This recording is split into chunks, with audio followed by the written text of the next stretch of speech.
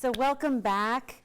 I want to congratulate everybody who's here. You may not have known fully what all we were going to discuss tonight, but I'm about to talk about porn.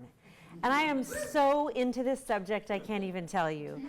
And I know I make my friends, I definitely make my family uncomfortable, because I come into the room or we sit down at dinner and I'm like so on fire and psyched up about something I just learned about porn, and they don't want to hear about it because it makes them really uncomfortable.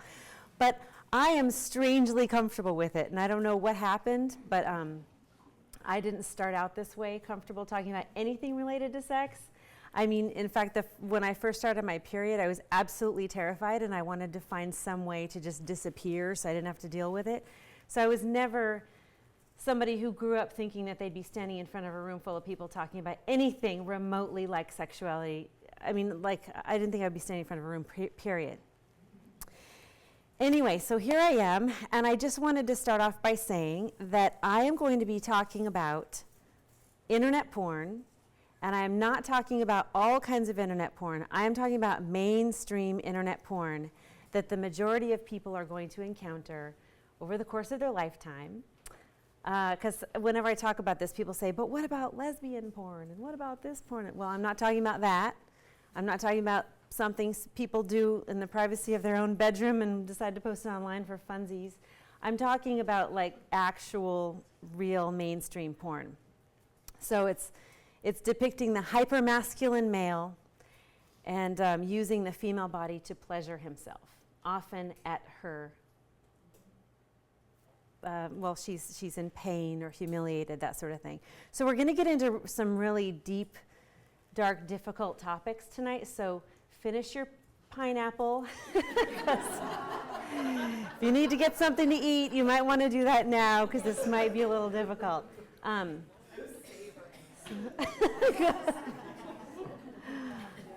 don't want to scare you too much, but I like to use humor in this subject because it is a very difficult subject. But I also, because I myself am still very sensitive about it, so I want to be very sensitive and compassionate towards anyone who's very uncomfortable with this, because I get it. I'm not comfortable with porn itself. I'm comfortable with talking about it. So I wanted to begin by saying very briefly how this started for me. This is one of my favorite quotes, because whenever we're talking about porn, shame is at the forefront of it. So I'd like to just kick it off by reading this. I'm not interested in a world where men really want to watch porn but resist because they've been shamed. I'm interested in a world where men are raised from birth with such an unshakable understanding of women as living human beings that they are incapable of being aroused by their exploitation. So, yeah, isn't that beautiful? I love that. I looked this guy Jonah, who's this guy Jonah Mix? He's just some dude. So anyway, he's a hero in my world. Anyway, this started out for me because I had kids really young, and I used to get a bunch of people my age who were in college doing what they ought to be doing rather than having babies at 19. But they would come over to my house, and we'd all hang out, and every week everybody would just take a turn sharing about some topic that was interesting to them. And they would bring friends from school, and since we're living in a college town, it's, not hard. So we would fill the house a lot of the time. And one evening, I don't know if it was, I can't even remember if it was planned or not, but one of the guys started talking about porn. Now, as a frame of reference, or to put this in context, this was in 1993. So we didn't have the internet yet. So it was a whole other ball game, right? We're talking about movies and magazines. And this one guy starts sharing about how he had found a magazine in his uncle's truck or garage or something. I can't remember the specifics. And that kind of started it all. And he was like 8 years old. And I mean, many men have the same story, as I found out. So of course it piqued his interest, and he wanted more, and he started looking and looking. So all of a sudden, we were sitting in a room, and actually Rayleigh was there. We were sitting in a room with a bunch of, it was mixed males and females, but a bunch of guys. Every single guy in the room decided to share his story. And it was completely spontaneous and beautiful and amazing. And these are all guys who ranged in age from, I think the youngest might have been 18, up to about 24, 25. So it was really an incredible experience. This was not a religious group. It wasn't AA. It wasn't like a sharing kind of group. It just happened spontaneously. And it was so alive and vibrant that we decided to continue the next week. So the next week, everybody came back and we continued talking about it. And it was so enlightening. But I walked away from that conversation absolutely terrified because I had a 3-year-old little boy in my home. My son was 3 at the time. And I was like, well, what am I going to do? Because I don't want my son 20 years from now sitting in a room full of people having this very sad story to tell. Because each of these men were sharing from their heart about how painful this experience was, about how it shaped how they saw women, how it shaped how they interacted with women, how they would have conversations with them and visualize them sexually. You couldn't just have a normal conversation with them. And it was a lot of pain, and they couldn't unsee these images. They couldn't undo what they had experienced. And so I just thought, oh my God, I don't want my son to go through this pain. What can I do? So I started talking to people to find out what to do. I decided right then that this was not going to be, my son was not going to have one of these stories. And I had not talked to anybody who had been able to do it, to pull it off. And I didn't even know the internet was coming. And that was a whole other ballgame. It's one thing to keep your 8-year-old son safe from finding Uncle Nico's magazines. It's quite another to keep him from seeing something on a cell phone or a laptop. So just also for some reference, because I've talked to some people about this and they've said, well, your son was easy and he would listen to you. No, absolutely not. So here's a quick anecdote about my son, just so you understand what kind of personality he has. When he was about 1, he discovered the oven and thought it would be really fun to open it and put his hands on it just to see if it was hot or not. And this, of course, really stressed me out. And I would go running over, no, hot, hot. But sometimes it wasn't hot, so he didn't really believe me. But I'm like, no, it's hot, it's hot. So he never got hurt until one day I was vacuuming and I had him set up with his little toys and I heard him screaming. So I dropped the vacuum, I go running over there and he's screaming and he's really badly burned his hands because I was baking a chicken. So I felt really sad for him, of course. I put ice on it and all that stuff. And he had blisters all over his hands. It was really bad. And he cried for probably 2 hours. And guess what? The next day he did it again. And again. And again. He never burned himself like that again. But he continued to. So this is the kind of child I'm talking about that I was going to try to keep out of harm's way. He wasn't one to just say, oh, that's hot, don't touch it, and he wouldn't touch it. Nor was he somebody who got burned and then decided not to touch it anymore. So he wasn't an easy case. He was my first test case. So along the way, I, of course, as everyone else, discovered that the internet was a thing. And what I decided to do with my son was use fear. And normally when you say use fear, people kind of go, whoa, no, you know, sex and fear, that's terrible. But here's the thing. We teach our children not to run out in the middle of the street without looking because of fear, right? You should fear these cars. We teach our children not to engage in drug and alcohol abuse because of fear. So this is yet another thing to be feared because it has a power and a force behind it that we have never seen before. Never seen anything like this before. So I decided to scare him by talking to him about how he needs to protect his own heart. That his mom is not always going to be with him at every moment, watching everything he's doing. So it's up to him to protect his heart. I shared stories about friends of ours without using their names, about how this had really hurt them, and how he loves his sisters, he loves his mom, and he would not want to hurt himself by exposing himself to this because he's never going to be able to erase these images. So I didn't know if it was going to work. I also told him that if he ever wants to see what naked people look like, hey, let's do it. I'll show you pictures of naked people. It's perfectly normal and natural to be interested to see what people look like. So I had to dig up biology books and, you know, children's books at the library with naked people and drawings and all that. But what was really crazy is when high-speed internet came to be. I don't know if you all know this, but we have porn to thank for why we have the speeds that we do. We have porn to thank for why we have the great graphic capabilities that we do. As you start looking under the hood of this subject, it's really fascinating. As I'm telling you, this is great dinner time stuff. So the porn industry fueled our desire as a society for faster speeds. Why? Because when we had dial-up, when it made that fax noise, it took like 20 minutes to load one picture of a naked woman. Who wants to wait for that? And then if you wanted to download an entire movie, it could take the better part of a day. So nobody wants to do that. And then you would end up with all these viruses and the hassle. So high-speed internet was introduced to the average household in 2006. And then everything changed. All of this research and everything started happening around then about what was going on. So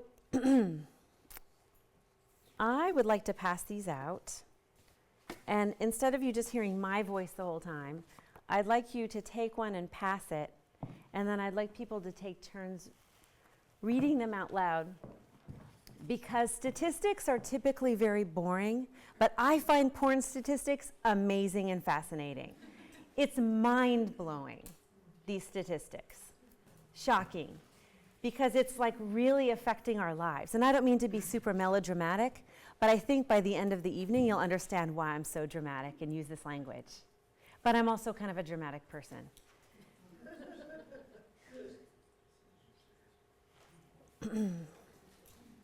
So while these are being passed out, I want to share a couple with you. This is a statistic from February 2013, and by the way, these statistics grow so fast with each passing month and year. But as of February 2013, by the age of 18, ready for this? 93% of all males have seen porn, 62% of females by the age of 18, okay? So we're going to talk about what they're seeing. I'm not going to show you images. I've watched talks where they actually show you images, and I'm going to spare us all the difficulty of that. I'm going to just explain them to you, and I'm going to warn you before I do it so you can brace yourself, because it might be difficult for some people to hear. But I'd like for people to just go ahead and start reading out these statistics, and if you could read it with a kind of loud voice. I didn't have one for everybody, I just have a few. 30% of all data transferred across the internet is porn. What was that? 30% of all data. 30% of all data that is transferred across the internet is porn. Those with teen children at home are 45% less likely to look at porn. Those with teen children at home, 45% less likely to view it. Next. Most boys have seen internet porn by age 10. 10. The slogan that's used in this world, if some of you have preschoolers, you might think, oh, this is premature. The little slogan that's spoken about it goes, if you wait till they're 8, it's too late. Think of how many kids have access to iPads right now. They go play with their friend and they're looking at iPads playing games. Can you tell us about the implication of that? So you're talking about waiting to talk to your kids about pornography? Okay. Right. That was what. Okay. Right. Next. In a 2010 national survey, over a quarter of 16 to 17-year-olds said they were exposed to nudity online when they didn't want to see it. 80 to 90% of internet porn users only access free material online, yet it is still pulling an estimated $97 billion per year. $97 billion a year, and most of it is free. In advertising? Yep. Oh, it's not from the And other pay stuff. What's that? There was a certain percent that got it for free, but then there was another percent that bought it. They're not making up that 97 billion? Some, but a lot of it is advertising.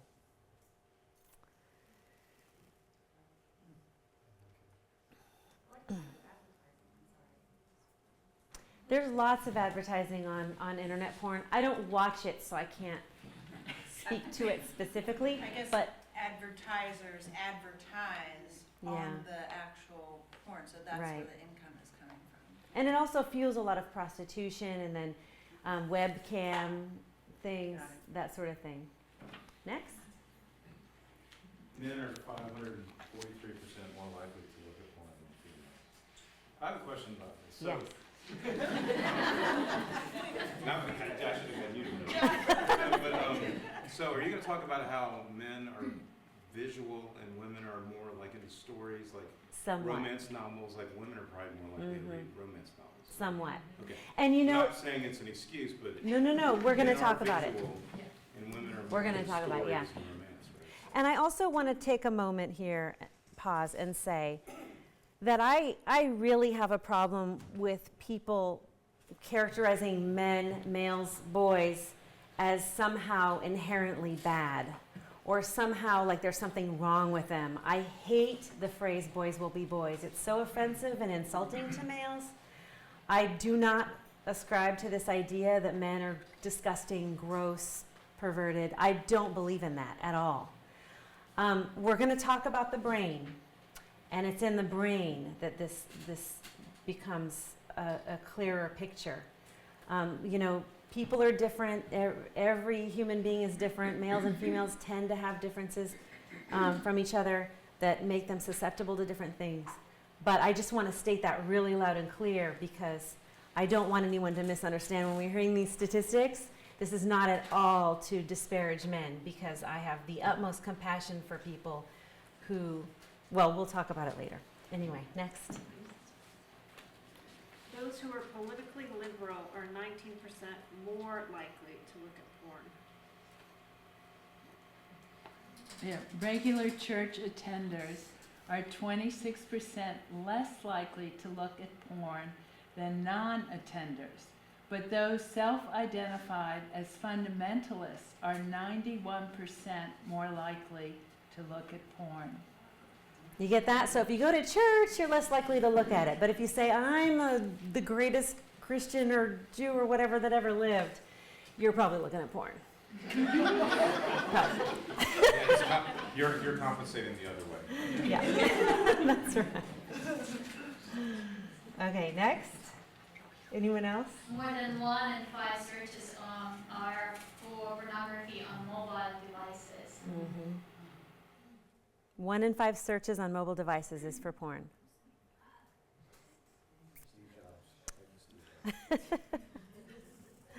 Next. Anyone else want to share? Do you want to? Those who are happily married are 61% less likely to look at porn. They're less likely, but it doesn't mean they're not gonna. 90% of 12-year-old boys are regularly watching. 90% of 12-year-old boys are regularly watching. And in case you are wondering what that means, I believe it was 20 minutes each time, 3 times a week. Can I ask a question Yes. about some of these things? Is this just the United States or is this throughout the world? Good question. So the issue, like the data transferring stuff, that's worldwide because they don't know necessarily where it is. But when we're talking about like statistical information about like the age of children and that sort of thing, my understanding is that's data from the U.S. How are they getting that? How do you even prove that? I know, it's tough, but they've done it. I have a bunch of resources that I can share with you all after. So who has the one about divorce rates? Yes. The American Academy of Matrimonial Lawyers reports that 56% of divorce cases involve one party having an obsessive interest in pornographic websites. So this is major. This isn't like some funny little thing. And it's interesting because in pop culture, it's spoken of like it's hilarious, like it's really funny. Like, oh, he just went in his room to, look at porn and we're going to go to dinner. Like it's funny. And it's actually not really funny once we start looking more deeply at what this is that people are watching and how this came to be and what exactly is going on. Does anyone else have one? Yes. No, I'm sorry, I have a question. Uh-huh. Do you have any statistics on teenage and college-age women And the reason I asked that is because I was a former RA 20 years ago, so dated experience. But there at that time, there were girls in the dorm, women who organized porn watching. Well, I Yes. think there's a big stigma with women watching porn, like that, and it's part of the women are less sexual idea and things like that, or maybe that they're not as visual. But I mean, obviously, of course, according to these stats and most people's experiences, women are less likely to watch porn. But that doesn't mean that they don't. Right, right. It is becoming, yes. It says 2/3 of college-age men and half of college-age women say viewing porn is an acceptable way to express one's sexuality. So that's your Okay, so anyone else want to share one of their quotes? 88% of scenes in porn films contain acts of physical aggression, typically involving women being raped, abused, and humiliated, often by multiple men, by pretending to enjoy it, usually being numbed by drugs and alcohol.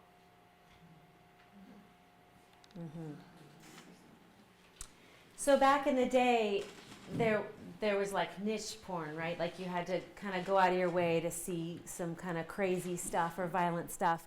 I remember hearing when my dad first came to this country, he came from Iran, and it was a very kind of closed society where they didn't ever speak of sexuality or anything like that. And so when he got to this country as an 18-year-old, he went and got a Playboy, and that was in the 50s. So what he saw were women's breasts, you know? And that was so scandalous, and he felt so bad about it, you know, but he was curious. But it's just a completely different animal now. So, now I'm going to tell you what's in mainstream porn. This is not some off the beaten path stuff that somebody has to do a special search and risk getting in trouble for. This is mainstream porn. One of the largest porn websites is called Pornhub. And, well, first I just want to, let's start off with this fun fact. Who would like to guess what the most searched term was? And this is in 2015, so really old news. The most searched term. Come on, aren't you guys having fun? Lesbians. What's that? Lesbians. Lesbians. I have a great story about that. No. Orgy. Nope. Trump word. Something. Ooh, wow. Like a normal word. It would be a normal word, like. Yeah, it is a normal word. Like happy or playful or where's the. Something like television. I don't know, some word that like a 12-year-old would use. Teens. Yeah, I thought it would be like teens or something. It's stepmom. Stepmom? Stepmom. Oh, God. Makes you feel a little yucky, huh? So, you're thinking like hot teen babes on the beach or something? No. It's a little yucky. Okay. All right, so I'm going to warn you now. I'm going to tell you guys what some of the main themes are in porn. And I'm sure some of you already are totally aware of this. So, gang rape, which you probably could have guessed, where a woman is being raped by multiple men. One man is in her mouth, one is in her anus, one is in her, and she's being held down, and yet she has a look on her face like she's having a wonderful time, wants more of it, okay? Ejaculating on a woman's face is all the rage right now. I don't know where that came from, but see, they have to keep upping the ante, and we're going to talk about the brain part of it, why this is. But ejaculating on a woman's face is like this big theme in porn right now. And it's such a problem because so many people are getting their education from porn that now I've heard from people I know, and I've read stories about this, about how, you know, they'll be dating some guy, and then they go home together, and they become intimate, and then suddenly he's ejaculating over her face, and she's like, what the hell just happened here? What is that? And he's like, don't you love it though? Like, no. You know, it's kind of crazy. And then, so then who do you feel sorry for? Who do you feel sorry for in that scenario? Because this poor guy is thinking this is what women love. He's seen it for hours and hours of footage of women loving this. multiple men ejaculating on her face. And she loves it. So what's he to think? And if a 12-year-old boy is watching this, what's he to think? And again, this is the common stuff they're watching. This is not something they find one day by accident. Anal sex, super common. Forcible oral sex, which is also referred to as face abuse. Very disturbing. I can't even get into it. It's so upsetting. So I just want to remind you all again of that one statistic that 88% of this stuff is aggressive towards women, violent towards women. And when you think about our precious children who at 5 years old or 9 years old or 12 years old stumble upon this and think this is what sex is, how horrifying is that? How is that funny? Yes? This is a really weird question that just popped into my head, so I have to ask it. So, because Bailey asked too, like, you know, in other cultures, like what about like, you know, other cultures, like Islamic cultures and things? Is this, because a lot of the criticism towards American culture and pop culture is that we mistreat women, or, you know, women are used for advertising and all this kind of stuff. And that is actually something that I think that they are right about. So, but are they watching porn too? I mean, is this? Oh, yes. Oh. And yes. if it's like Hollywood, they're probably getting mostly American porn. Yes. Right? Is that was my question too. Is like, right. Is it mostly Americans that are making it, Yes. or is it being produced in other countries? That was kind Most of of it is produced in the United States. But being watched everywhere. Everywhere. I have a good friend who was in Taiwan for a while, and her mother came to visit her. She put her mother in a very nice hotel. When her mom walked into the room, there was porn playing on the TV. And as she did some checking, she found that this is commonplace, that it's playing upon arrival, like, welcome to Marriott.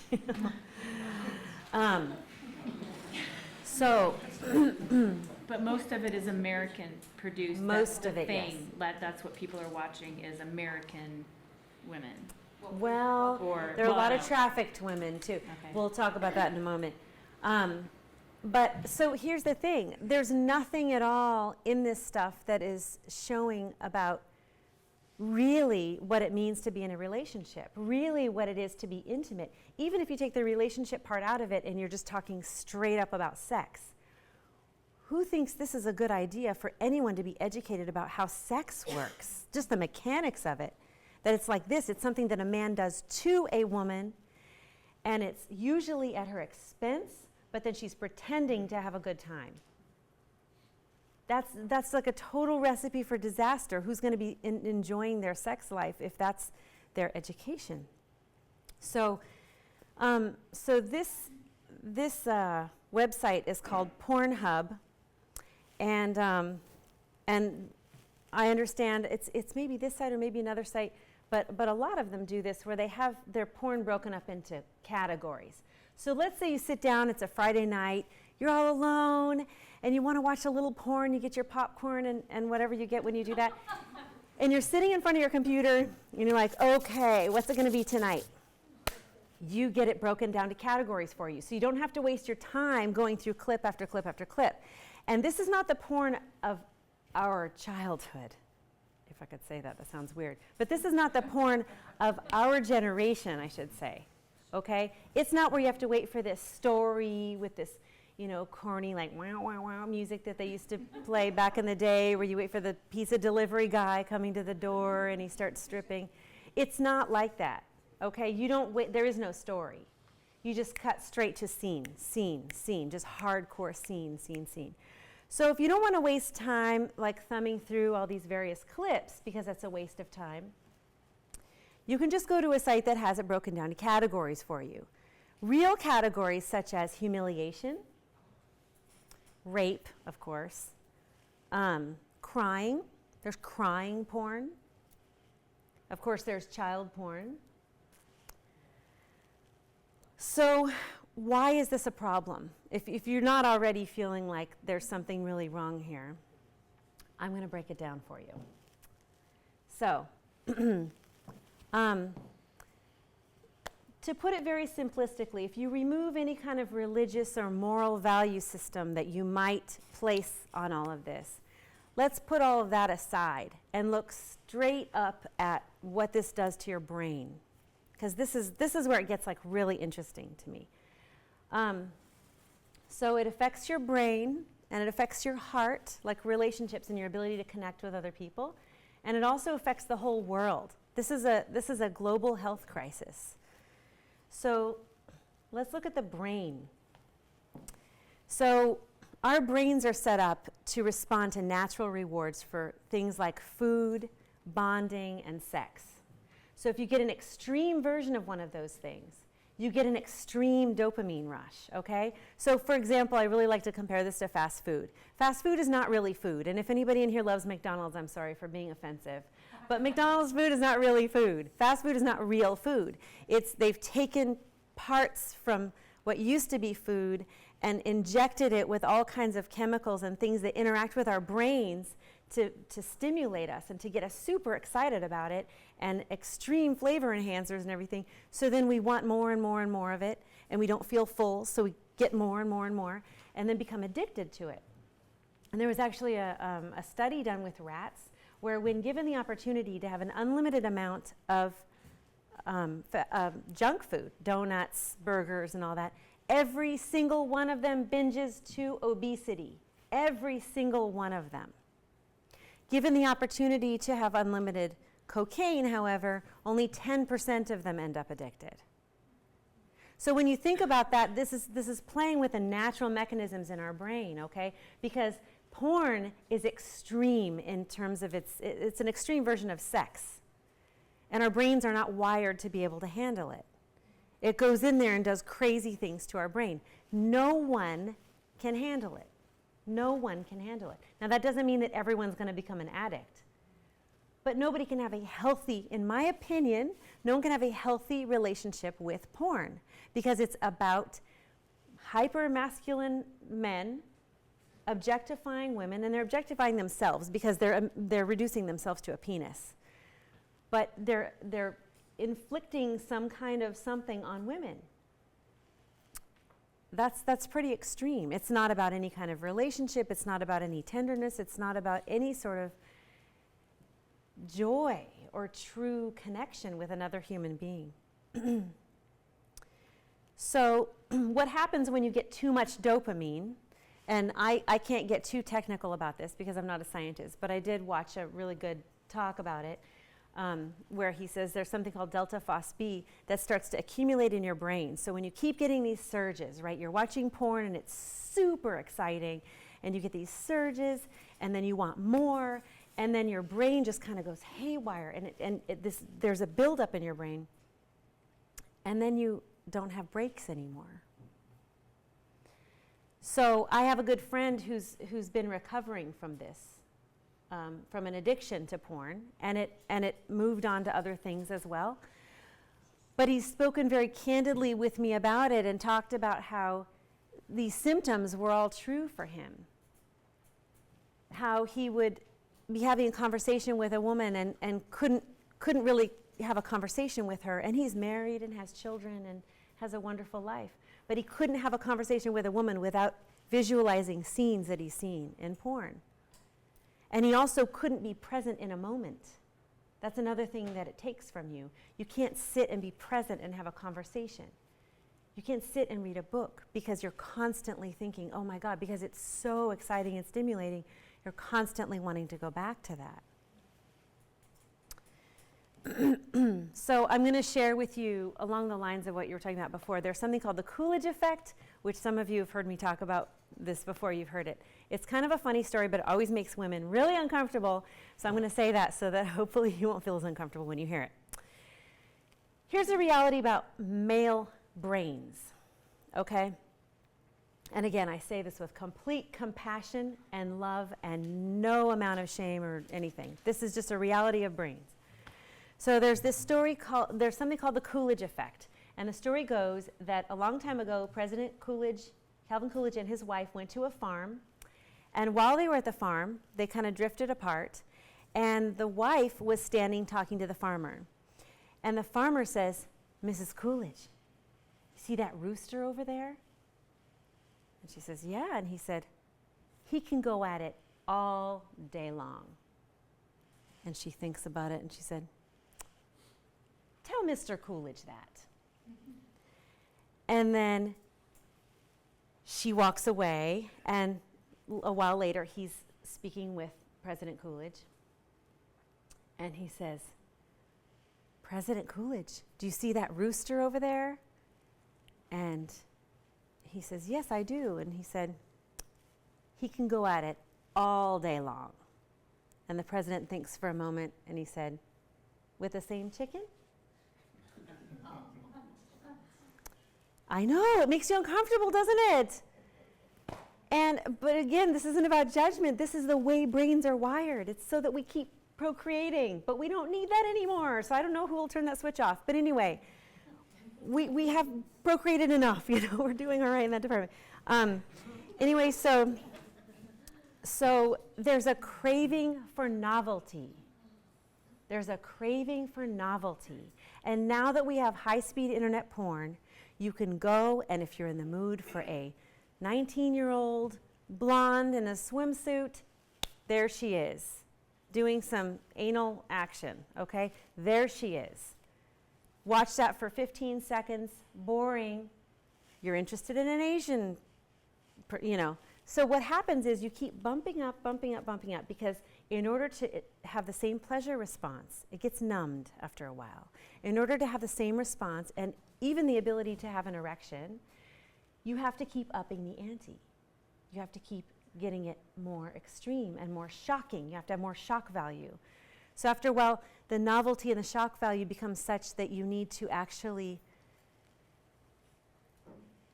go outside of your comfort zone in terms of your sexual orientation or what you feel is morally acceptable.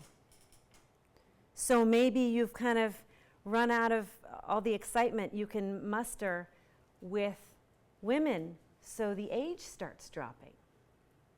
Now imagine the shame that a person lives with when they're doing that. Why is that? Why does the age start dropping? I'm just saying, as an example, when someone needs to keep upping the ante, the novelty and the shock factor, right? If it's not shocking anymore to see a person only has so many holes in their body to do things with, right? So if they get tired of watching all these things happening to women's bodies and they're not stimulated anymore, they need to change it up. I think that's happening with everything. I think that happens with sports, X Games, news. Right. That's a symptom of the Right. internet. Right. You can go get It's your true. own specific news, delivered to your taste. Mhm. Extreme, Right. But to that, I think when you're specifically looking at addiction, when you're specifically looking at sort of neural pathways and dopamine release, this is pretty typical of other drugs as well. So you have people who are, okay with a certain amount of cocaine at some point, that will have to change over time as well. It's called satiation, or you kind of hit a certain point where you start to seek the novelty and you need a little bit of a bump up in order to gain that same amount of stuff. So to have that same response neurally, things do have to change when you're addicted to something. Right, exactly. So exactly. why, jumping back to, does cocaine have a big hangover? Like, why would those rats not keep going on cocaine? And yet, Because it's they not keep a going on natural, Twinkies. that's the difference. It's why we're so fat in this country. It's not a natural thing. It's close Right? to something we need. It's Yeah, it's not an we need issue of to survival. remain sex to survive. So it's just we're wired to want it. No, but Right. I'm saying, if I tried cocaine, I'd probably love it and I'd want to do more of it. Right. So why didn't those rats fall in love with Because cocaine? it's not something Well, that's no, wired. wasn't it the rats had a It's not choice? food or sex. Right, wasn't the rats had a choice? No, that's sugar. Oh, that That's another talk. Back to the porn. Sorry for the derailment. Sugar porn. Back to porn. Okay, so guess what? Typically, when a man is addicted to porn, and you'll know why I'm saying man, so hold on, don't get defensive. Typically, the only way that a man will stop if he is addicted to porn is guess what happens? Yes. Erectile dysfunction. Now, erectile dysfunction, he can't get an erection anymore. And so, But there's a medicine there, for that. and here, exactly, and here's my conspiracy theory. I think that Viagra has stock in the porn industry. That's my funny little behind the scenes theory. But no, so here's the thing. Here's the thing. There are crazy numbers of doctors now who are reporting that young men, 20, 21, 22 years old, are coming and asking them for Viagra. I'm like, what the hell is that? Because they have burned out on porn. Now, these poor guys have never even had a real relationship, most likely. And they're totally wiring their brains to be hyper-stimulated to women being abused. And they've never even had a real relationship before, okay? So it's really scary. And yes? I have to add something because I'm actually really interested in this topic too.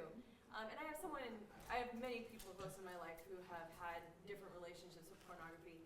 And one person in particular, though, I think that there's a little more to stopping sometimes than just running out of steam.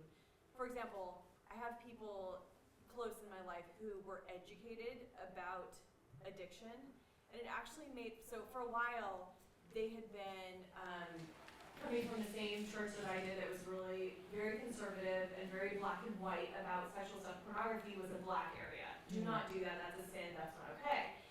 But the shame and the guilt that was sort of driven and came out of that really only served to sort of perpetuate these issues. So, but once they have sort of opened their eyes to addiction in general, just the very basics of what is a trigger, for example. So for a lot of people, pornography is kind of it's a literal release. And so for when there's stress in people's lives, when they're hungry, when they're tired, when their body is just not right, a lot of times that becomes what sort of drives them towards pornography. So figuring out your triggers was really important for these people who had sort of really been able to kind of let go of it. Not that I think it's ever a lifelong, totally done with it kind of thing. I think it does require some diligence throughout your life to make open communication with your partner or whatever. But there has been I've seen some people be pretty successful running on education. And what is this serving in your life?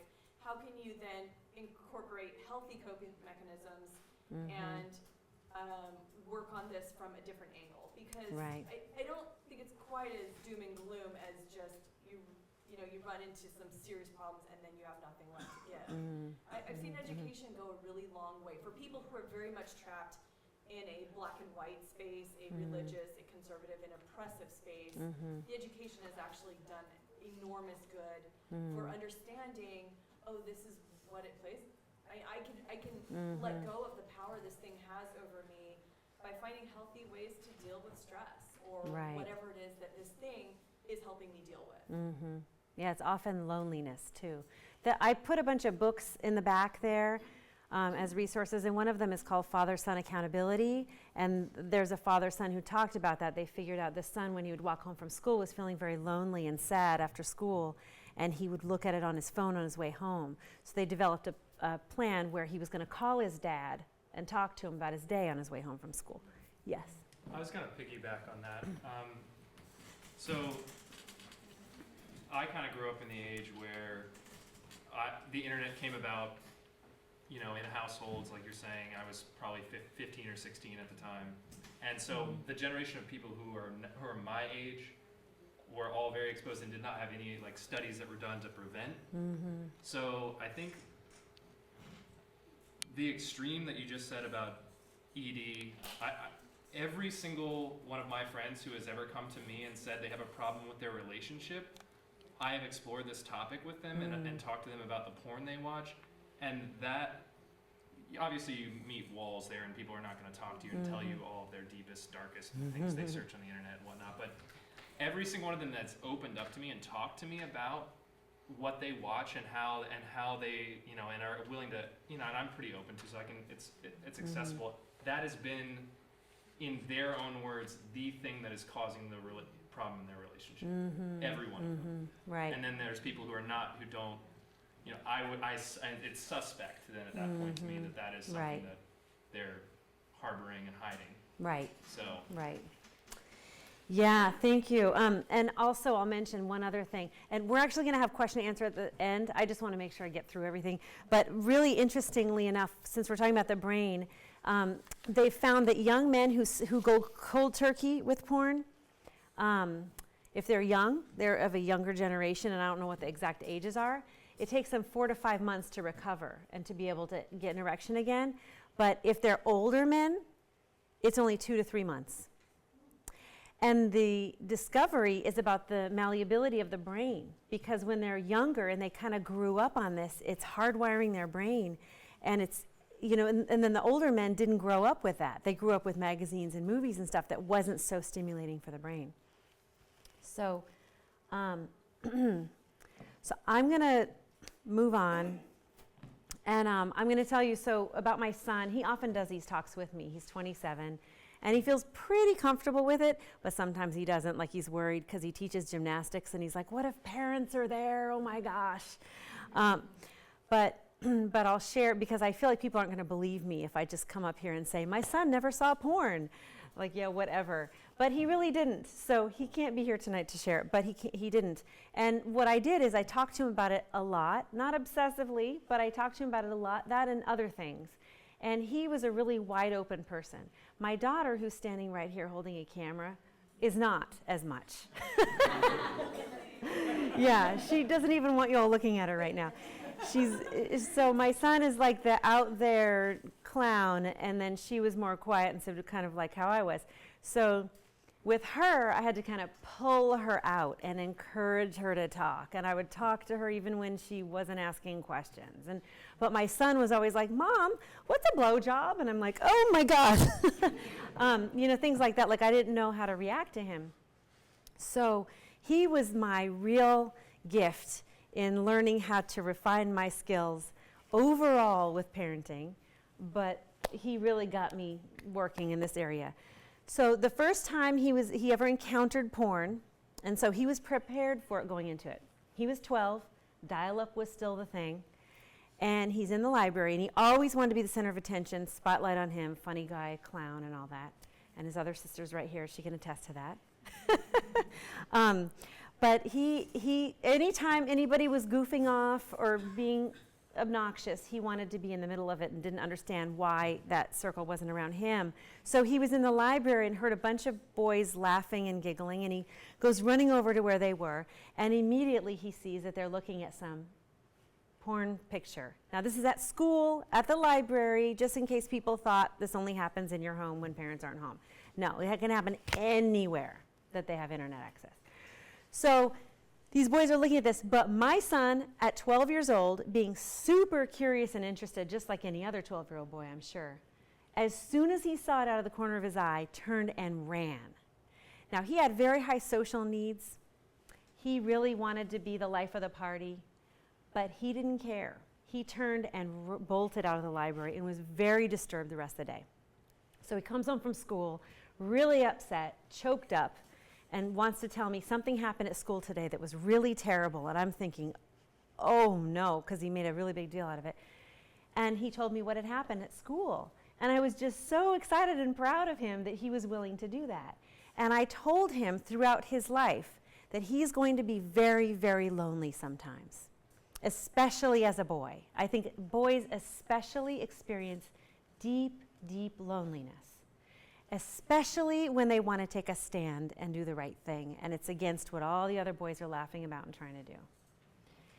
So I talked to him a lot about that. We lived in this neighborhood in Carborough that was like kids central. I mean, during Halloween, there were like 800 kids running up and down the street. It was amazing. And we had this great group of kids. But one day, he finally came in, and he was probably 13. It was right before high school. And he was crying. And he said, Mom, I guess I don't have any friends anymore. I was like, what are you talking about? And he said, I don't have any friends anymore. I kept telling these boys to stop saying nasty things about girls in the neighborhood, and they wouldn't stop. And I told them if they did it again, that I just couldn't hang out with them anymore. And they kept doing it. So now I don't have any friends. So he went into high school officially stating he had no friends. And I applauded him for that, because that took so much courage and so much inner strength to be able to do that. And then he like joined the football team, but he was this big, and it was really crazy that he would do that. And so he's around all these like brute, bulky guys, and they all loved him and pat him on the head. But so he found ways to kind of be like the center of attention still in the life of the party, but without being a part of that culture. And what's happened now as an adult is, like you were talking about, guys come and talk to him about their struggles with things that they don't feel like they can talk to other men about. So it's really a beautiful thing. So I really encourage people, and I'm not at all, disclaimer, I'm not at all saying I was like this perfect parent. I'm here to model for you what you should do with your kids. I just have one story about one boy. I am currently raising a 4-year-old foster child who is going to kill me. And I think, I told you I was dramatic, and I think that if I can keep him safe from the harms of porn throughout his childhood, then I will have a story to tell. Because if this boy can stay away from it, with the internet as common as it is, and everybody having a cell phone, and with his particular personality and background, it will be a miracle. Yes? I'm just hoping you're going to get into practical ways to actually talk to Yes, your son. I will. How am I doing with time? It's 8:30, oh my God. Okay. So, I just want to get into the heart part. So, how does this affect the heart? So when you look at these images, when they see these film clips, they lead young people particularly, but everybody's impressionable, to believe this is what sex is. This is what it means to be in a relationship. This is what it means to have a girlfriend. This is what it means to have a boyfriend. This is what you do. This is what you bring to the table. This is what you offer to someone, and this is what's expected of you.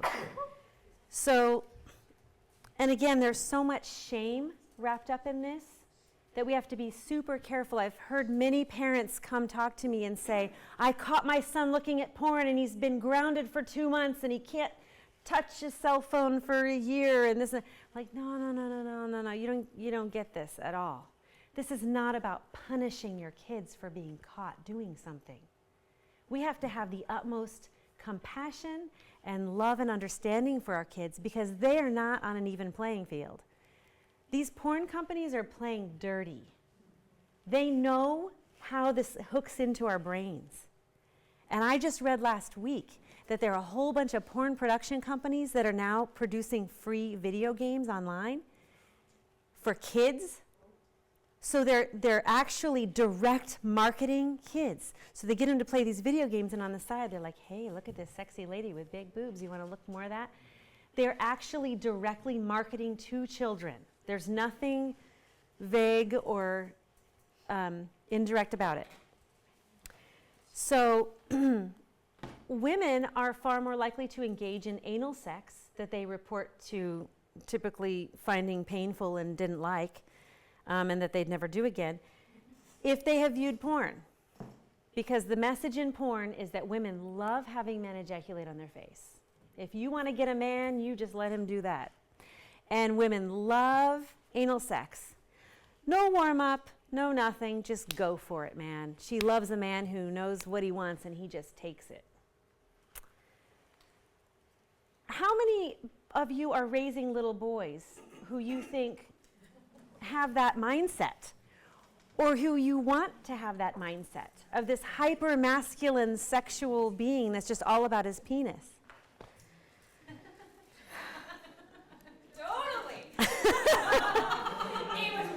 Thank you. Look at this thing, it's awesome. Sorry. That's right. Freaking out.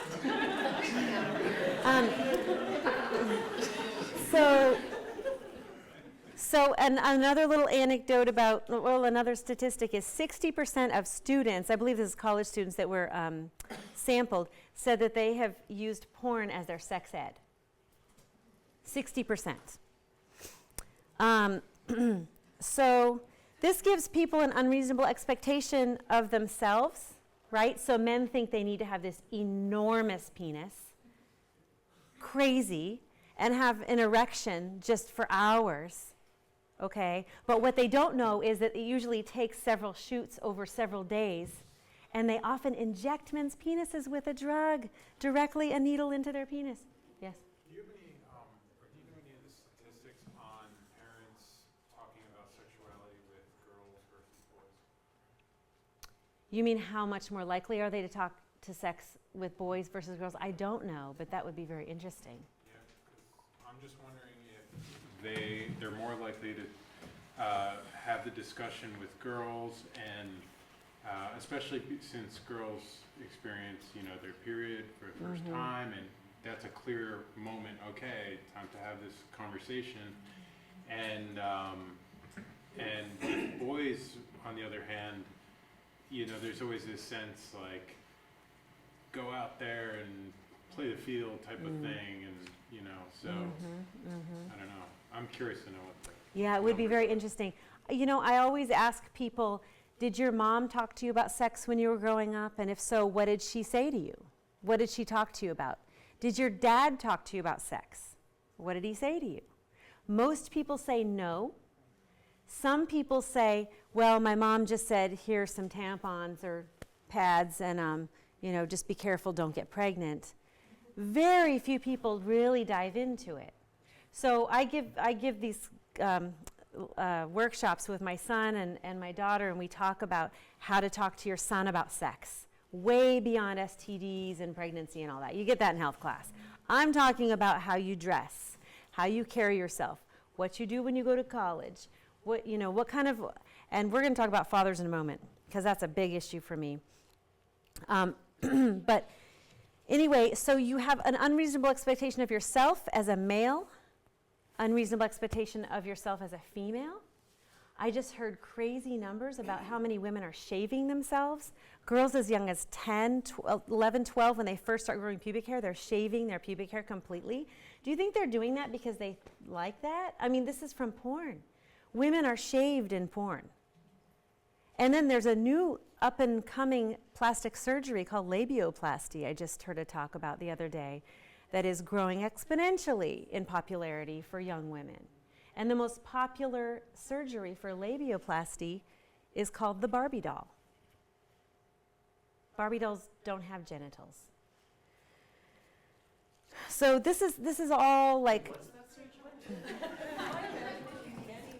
So the labia is a part of the female anatomy that, the pubic hair grows out of, and it's all there.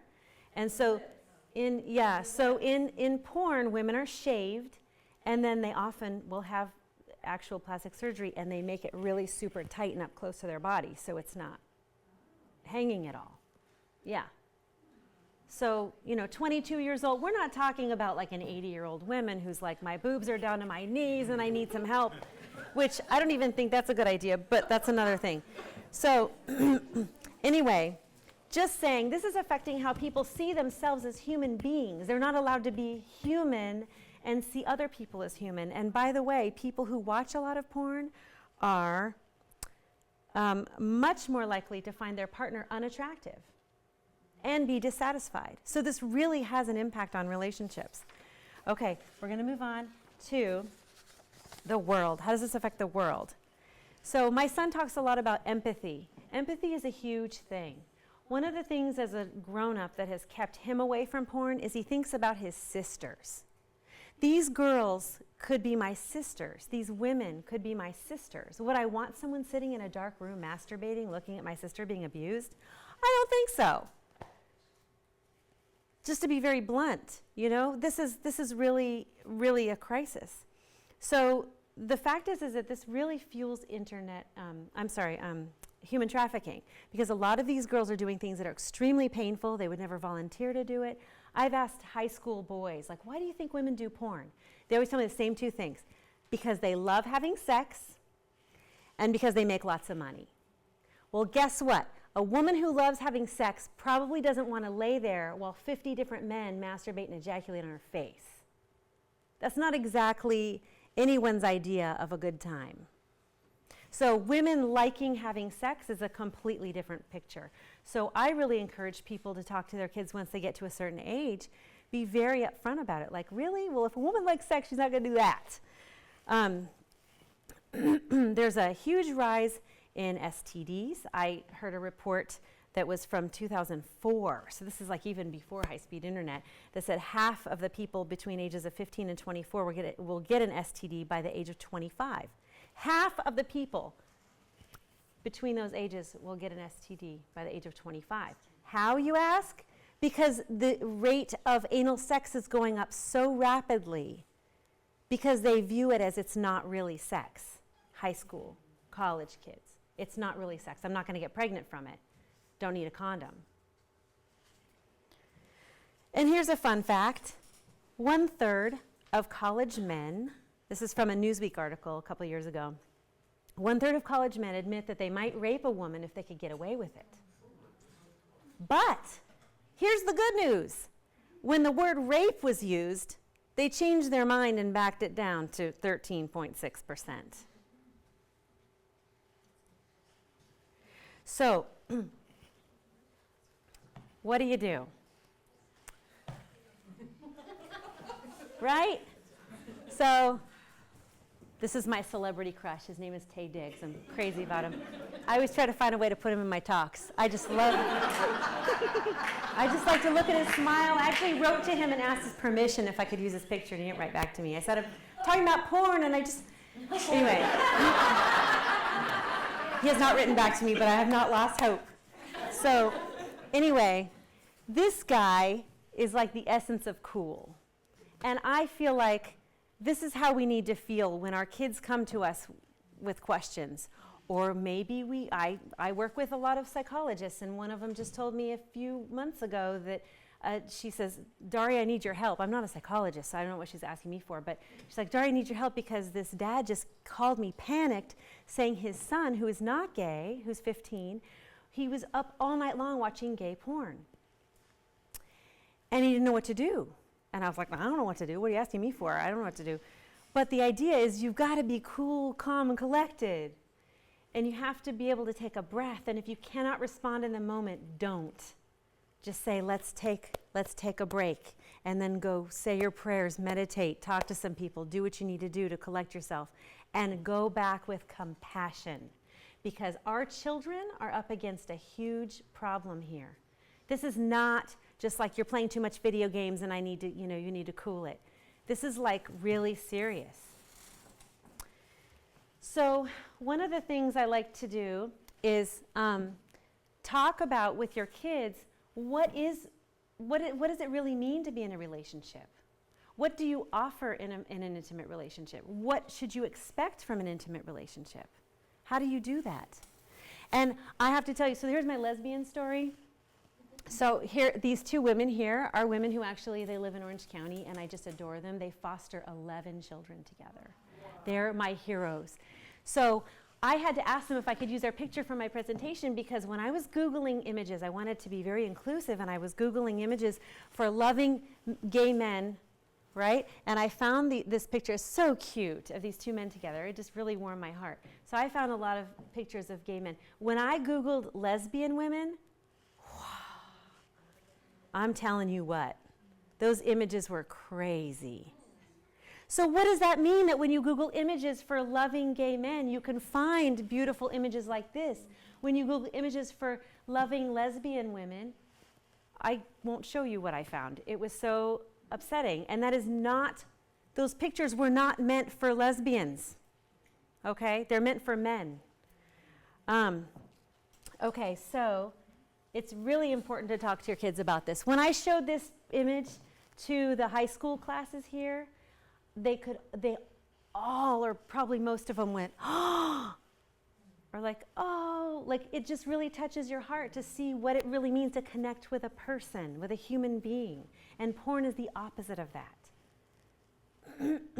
So here are some thoughts that I have, and I would really love to hear thoughts that other people have. But these are some things that I've talked about that a lot of parents are terrified to talk to their kids about porn because they're like, oh, then they're going to get interested in it. Well, I've got resources. This book just came out called Good Pictures, Bad Pictures Junior. The original authors wrote a book called Good Pictures, Bad Pictures, and it was for, I think, ages 6 and up. But this one is for 3 to 6. And it really is such a wonderful, wonderful way of presenting this to your kids. And you can gradually, you know, they can't read it, so they don't know what you're reading, but you can gradually increase your language. But the idea is, if you prepare them for this, just like you're preparing them for not running out in the street in front of a car, just like you prepare them for dealing with bullying at school or dealing with getting introduced to drugs or alcohol, if you prepare them for this, then they can identify it when they see it, and they'll know what to do. But if they stumble upon it by accident and are interested and keep watching, how likely is it that with a shame that's going to start growing right away, they're going to come to you and say, Mommy, I just sat in front of the computer for 4 hours and watched people doing crazy things to each other. Maybe they would. But I think shame is a really powerful thing. So we have to remove the shame from it, first of all, by talking about it. It's very uncomfortable. And when I talked to my kids about things that I was uncomfortable, like Lynn was saying, they were like I remember I pulled my kids aside and talked to them about female sexuality. And I just didn't know what I was talking about. But I was like, my kids have to understand, it is not true to tell your kids that men have a penis and women have a vagina. That is not the end of the story. Women have a very complex sexuality. And to just send your kids out into the world and not tell them about the whole other aspect of female sexuality is not right. So I decided I was going to tell them about it, and Ray Lee was like, what are you going to say? So I'm telling you, my heart was in my throat. It was a very difficult conversation, but I got through it. I had them separate, but I got through it. But I told them I was uncomfortable, and I laughed at myself. So it's not realistic to think that nothing is going to ever make you uncomfortable. But you have to tell them you're, like, Mommy feels so uncomfortable and her heart's beating like crazy, but we're going to talk about this because you need to hear it and I need to tell you. How old was your daughter? How old were you, Layla? Probably like 6th or 7th grade. 6th or 7th grade, yeah, middle school. And her brother would have been about 2 years older. So I have a lot of resources back there that I've used. But the most important thing... Oh yeah, and Lynn's going to have it on the webpage. But we're also talking about doing a series because there's so much more to get into and talk about with each age group, you know, because I know I'm talking to parents with all different age kids. But there are certain things you need to do with teens and certain things you need to do with preschoolers and everybody in between. But the most important thing to go away from this with is no shame, no punishing, none of that stuff. And your kids have to feel like they can come and talk to you about anything. And you're not going to be upset with them. You're not going to look horrified, you know.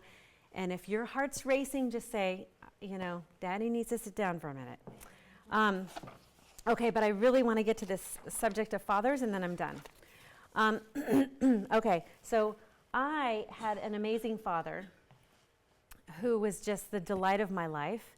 And so through that lens, I have kind of adopted this whole view of fathers. And then I also know a lot of people who have not had wonderful fathers. So it's been a harsh realization that men are not all these perfect beings. I thought they were. So here's the thing about fathers. My father used to talk to me. This was so significant. My father used to tell me what his image of his dream woman was. What the ultimate woman embodied for him. Now, he happened to be divorced, so he could say this, because otherwise it might offend my mom if he was married to her. But he would tell me, like, what the most amazing qualities are in a woman. He would say things like, you know, she's confident, she's warm, she's loving, she's, you know, motivated, she's educated. Like, he would tell me these things. Well, guess what? That completely shaped. That became the model or the image with which I wanted to be that. It wasn't an Oedipal or backwards of an Oedipal thing. It wasn't like I wanted to be with my father, but it was that through his eyes, through his lens, captured for me what it means to be a woman. Now, this was especially true for me, which I won't necessarily get into, but it was really significant. So I say that because I think fathers always underestimate the value that they have in their children's lives. Whether they have boys or girls, it's so weighty. It's so weighty what they say to their children. And for example, boys learn how to be men from their fathers, of course, so he's watching you. If you're sitting at a restaurant and, you know, as the dad and your son or your daughter watches you, eyeing the waitress up and down, like kind of checking her out, like your kids are going to see that. They're watching every move you make, and that's going to have an impact.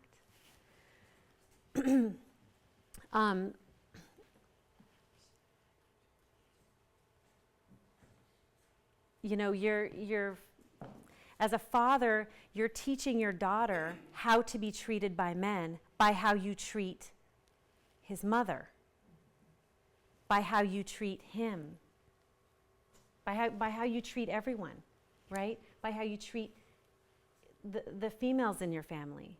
It's so significant. It's so significant. And then your son has these big shoes to fill. Your son gets to say, this is my dad. He's imperfect, but he's so respectful to people. And avoid focusing on looks or achievements. You know, we all see the cutest little kids. I mean, it is so hard for me to not go, oh my God, you're so cute. But like, that's not helpful. When I was little, I have long eyelashes because of my Persian background, and people used to constantly come and say, oh, your eyelashes are so beautiful, and it just freaked me out. I hated it so much that I went into my mom's bathroom and I got what I thought were eyelash trimmers, but turned out to be eyelash curlers. And I held my breath and I clamped down really hard because I wanted to trim them off. I did not like that attention. Kids generally do not like being told how cute they are. It makes them very uncomfortable. We need to focus on who our children are in their hearts and souls, and not what their accomplishments are, how great they are at soccer, or, you know, what they're doing or performing, but who they are, the essence of who they are. And if your children's cups are full from deep in their hearts, they're going to be less likely to feel so lonely and fall down this path of being consumed by porn. So basically, in a nutshell, there is no such thing as a filter to keep our kids safe from this stuff. There is no filter. I think the Circle filter by Disney, it's not really a filter, but it's called Circle by Disney, sounds great because you can manage everybody in your home. But you know, you can shut the whole internet off every evening at 6 so nobody can be on the internet that evening. You know, it's great. It sounds great. But that's not the answer to how to keep your kids protected from this stuff. The answer is your children have to have an internal filter. Your children have to understand that they are on their own in this world and they have to protect themselves from it because they don't want to have those images forever etched in their mind that they can never forget. I'm sure every one of us has seen things we would rather not have ever seen, whether it's something sexual and violent or whether it's just pure violence. You know, we've all seen images that we wish we could erase, and you can't erase them. So we need to instill in our children a kind of internal filter where they want to protect themselves from it, while acknowledging the curiosity and interest in this. So I have a bunch of books and other things back there, and I also have, workshops that I give. So that's everything. I hope I haven't terrified you all too much. I know, it's really difficult, but I just feel like this is a really important thing that people need to be aware of. Talk to your friends. It's so uncomfortable, but the more that we talk about this and make it less of a deep, dark secret, the more I think we're going to be able to get something going here. Yes? Is there any sort of legislation in the works that can help with this problem where our children seeing this kind of stuff? In Canada, they just passed something. There's $97 billion involved. Yeah, yeah.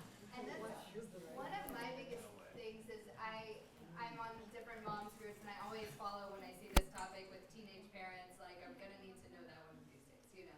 And people were talking about porn that isn't like this, you know, and you know, whether they should buy their child a subscription, you know, their teen, a subscription to one that is like run by women and that is focused on relationships and things like this, right? But that's illegal. You know, you can't provide it to your children. So like so they're going to find it on their own if they're gonna find it at all. You know, and I just think that's all. Yes. So I was listening to a podcast the other day, and I just thought, to Bailey's question of sort of how do you approach this, or what are some real, deeper ideas, I was listening to a podcast, and it was an interview with a woman who's a really, really great sex therapist. And she was talking about internet porn. She had brought it up, and as far as, relationships with your children and that openness. And this may be a little bit simplistic. I'm not sure if it's a helpful analogy, but she'd use the analogy of sort of coming at it, understanding that it's kind of like your children getting interested in sugar.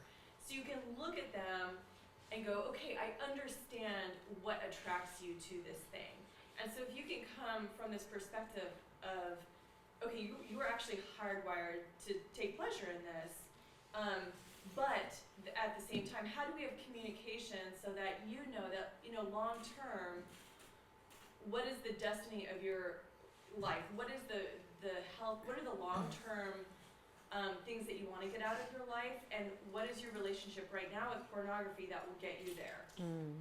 Or not with pornography. But kids Just don't like really plan for future. No, but They got talking about teen brains, sugar, don't but right, they? but that's where the analogy of the sugar came in. So I understand why you're wired to enjoy sugar, but if we just ate sugar all the time and we had no awareness of our relationship with it, it wouldn't take us where we want to be long term.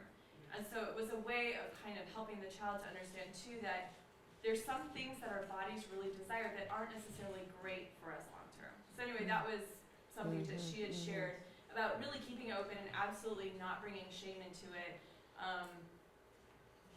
Because I just feel like, educating your kids is sort of the best way to go on this one. There's so much power to knowing how your brain works and how it is that you can protect yourself or people in your family. And shame and big reactions, overreacting as parents, shame stops communication immediately. I mean, you already label yourself as someone who is not approachable. When your kids go, oh, I'm not going to talk to my mom because I already know how she's going to react. One of the reasons to work with a group, which is why we'll be doing workshops, is so that you learn to talk about it with others. You find yourself saying words, hearing words, so that there's not as much shock. And so that when you talk to your children, you're calmer. The calmer you are, the more they're going to listen to you.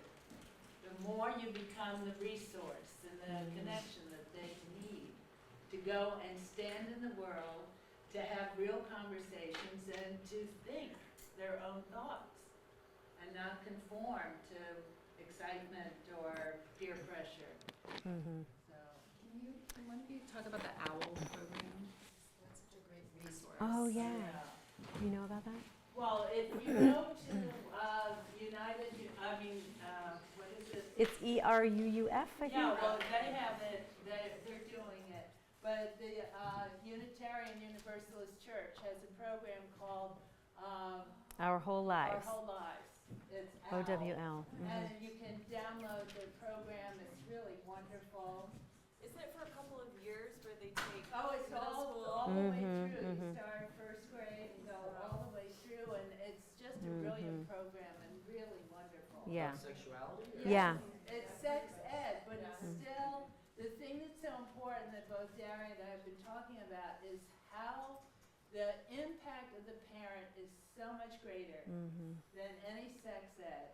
I mean, it's very good for children to be able to talk with their peers about this in a guided situation. But what's so significant is that you as a parent are knowledgeable and comfortable talking to your child about the realities of sex in our times and what love is about, what intimacy is about. Did you have a question? I was wondering if you could share some tips about, like, if you are, like, I'm very open and my family's very open, but my husband's family is not. Right? So how do you bridge that gap so that, it's not just go talk to your mom, go talk to your granny or something like that, and there's true partnership in the experience. Because I can provide it from my female perspective, but I can't provide it from a male perspective, and that has weight on both genders. That's why I make a point to say I want fathers here. And I applaud the men who came here because I know, I don't know why, but for whatever reason, this topic is so much more uncomfortable and excruciating for men, from what I've heard, than it is for women. So congratulations that you came here, because we need more men to step out of their comfort zone and just say, you know what, this is really uncomfortable, but I'm going to just do it. So it's great. But I mean, I don't know how other than encourage your husband. My husband, I mean, he can't talk about it either. And look at me, you know? It's so weird. But you know, I push him. True story, we actually were teaching a youth group, and I decided to take the boys and girls and separate them and have him talk to the boys and I talk to the girls. And I was like, do you want me to go over what you're going to talk to the boys about? And he's like, no, I got it. I'm good. Well, at the end of the year, we started talking about all the subjects we covered, and when we got to the sex part, all the boys were like, wait, what? Wait, when did we talk about sex? And I looked at my husband, I was like, God, so, you know, I haven't mastered that, but if you figure it out, you tell me. But see, we have a little 4-year-old now, and I told my husband the other day, I said, you need to get with the program, buddy, because this little guy is going to need you to lead the way. He's going to need you to overcome your discomfort and talk about it. And he has made some progress. Like I heard him say the word sex the other day, and I was like, whoa. Yes. So I think you hinted at this earlier. Children obviously are curious about like images, the naked body and stuff. So are there resources where you can find like positive images that are not pornography that can fulfill that interest they have in a healthy way? Art. Yeah, it's a great question. And actually, you'll see there's one book, I think it's called It's Perfectly Normal. It's really funny, and that's put out, well, I shouldn't say it's funny. That's probably immature. But it looks funny to me because, it's like all these there are all these like cartoon drawings of people and showing different butt shapes and breast shapes and and anyway, that's a really fun one because I think everybody will laugh. Yeah, it's that one. So everybody will kind of laugh. It's so important when they're saying, I have my own body. That's when they also become very aware of differences and they have a lot of questions. So there are great books out there. If you just go on, I went on Amazon today and started going through all the books on sex. Go over to the library and ask the librarian. Be careful with your Google searches, though. I'll just tell you from experience. Also, too, every family will be comfortable at very different levels of this, but if you are comfortable with your body and not always being completely covered head to toe, I think that normalizes what a human body looks like to some extent within your family. And everybody is in a very different place where, about where their comfort level is with their own kids. But we have some friends who were both mom and dad, grew up addicted to pornography, and they made actually some really conscientious decisions to be much more open in their own home, raising their own boys, because part of what had driven the pornography was this absolutely closed, this is totally taboo, and so the searching, the desire, the drive to find out more was somewhat driven by the fact that they had no kind of calm and normalizing experience with a real human body. Yeah. That reminds me about nursing children in front of teenagers, because I haven't had kids that were 12 and a half and 10 years apart. And so I nursed my 2 babies in front of my kids. And my 23-year-old was saying the other day, Mom, I think I have the most healthy attitude about women's bodies because you just nurse the kids and you didn't worry about it. And so I don't think anything of that, whereas my friends are obsessed. And I've heard people say, oh, it's not a good thing to nurse your kids in front of teenagers. And I just think that's really sad. And think about the views that they're shaping about nursing as well. They'll grow up to be supportive partners or moms or friends to people that are nursing if they see it. Did you have some? I have a bunch of teenagers in my life who are not older children who have not had parents tell them any healthy relationship advice, and they've gotten not even just from porn but from weird videos of fat people having people dressed as babies bounce on them and weird stuff. And they're teenagers now and they have no interest in a romantic relationship. All of them. The boy says, I don't know if I'm gay or straight, because the images of male that he has seen are so overly masculine, that's not him, and he just is so confused. And they are so terrified of the idea of love. And they're 17, and that's terrifying to me. And I've seen what no support, no modeling, and just letting the internet teach them can do. And it's not they're out, in one way it's nice, they're not out having promiscuous sex, but they're just walls around any kind of romantic So that's intimacy. developing the critical thinking, the calm feelings, the goodwill. It all, how do we do that? We need to ask those questions, we need to have those conversations, because it's really important. Is there anyone who hasn't commented or had a question, have anything?